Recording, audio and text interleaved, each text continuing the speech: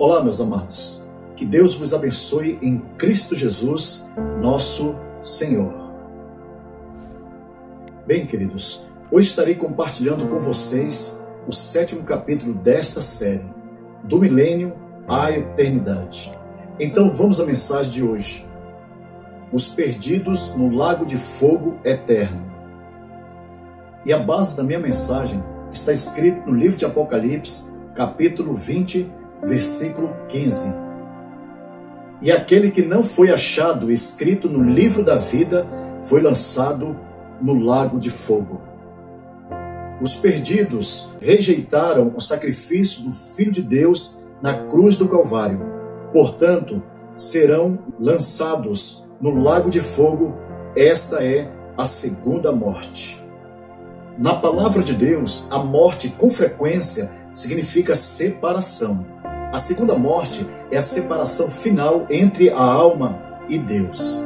Portanto, os perdidos serão banidos da presença de Deus, lançados no lago de fogo eternamente, perdendo para sempre as promessas gloriosas dos novos céus e da nova terra. Jesus descreve a separação final dos perdidos como trevas exteriores, onde haverá pranto e ranger de dentes. Assim diz o Senhor. Disse então o rei aos servos: amarrai-o de pés e mãos, levai-o e lançai-o nas trevas exteriores. Ali haverá pranto e ranger de dentes. Isto implica, logicamente, na separação final de Deus, pois Deus é luz e não há nele trevas nenhumas. Portanto, os perdidos não somente ficarão separados de Deus nas trevas exteriores para sempre, mas também de fora da cidade de Jerusalém celestial e dos novos céus e da nova terra. Em Apocalipse capítulo 20, versículo 14, diz assim a palavra do Senhor: e a morte e o inferno foram lançados no lago de fogo. Esta é a segunda morte. A morte e o inferno também não terão parte na nova criação. Serão afundados nas trevas exteriores do lago de fogo eterno. Assim sendo, o último inimigo, a morte, será para sempre destruído. Ora, o último inimigo que há de ser aniquilado é a morte. Nos novos céus e na nova terra não haverá mais lágrimas nem morte. No lago de fogo, porém, haverá lamentações e ranger de dentes para sempre. Jesus disse: assim será na consumação dos séculos. Virão os anjos e separarão os maus de entre os justos, e lançá-los-ão na fornalha de fogo. Ali haverá pranto e ranger de dentes. Isso é muito sério, meus amados irmãos. O lago de fogo será um lugar pleno de remorso, amargura, frustração e tormento eterno. Aqueles que forem lançados no lago de fogo serão atormentados para sempre, juntamente com Satanás, a besta e o falso profeta. Assim diz a palavra do Senhor. E o diabo, que os enganava, foi lançado no lago de fogo e enxofre, onde está a besta e o falso profeta, e de dia e de noite serão atormentados para todo sempre. O apóstolo Judas também fala que a punição será no fogo eterno. Assim diz a palavra do Senhor. Assim como Sodoma e Gomorra e as cidades circunvizinhas, que havendo-se entregue à fornicação como aqueles, e ido após outra carne, foram postas por exemplo, sofrendo a pena do fogo eterno. Todavia, aos que buscam dar outra interpretação à palavra eterno, dizendo que ela significa duradoura, como a nossa era. Mas o vocábulo grego, aionios, traduzido por eterno ou sempiterno, é usado nas expressões vida eterna, morte eterna e Deus eterno. Todos nós também estaríamos perdidos se Deus durasse apenas por uma era. A palavra de Deus também descreve as chamas do julgamento eterno, de maneira que não deixa qualquer dúvida. Por sua própria natureza, o fogo da segunda morte é inextinguível, eterno, que nunca se apagará. Assim diz a palavra do Senhor.